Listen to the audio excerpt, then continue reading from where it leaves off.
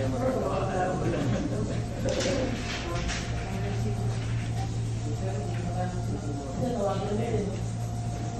Okay na?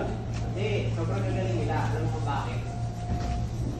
Ito yung kinaayos nila, yung ayos, yung sira. Ayaw nilang ayusin. Ano daw daw? Ito nga yung inaano nila eh. Kung may problema sa ano nila eh. Mapapakinabangan niya namin eh.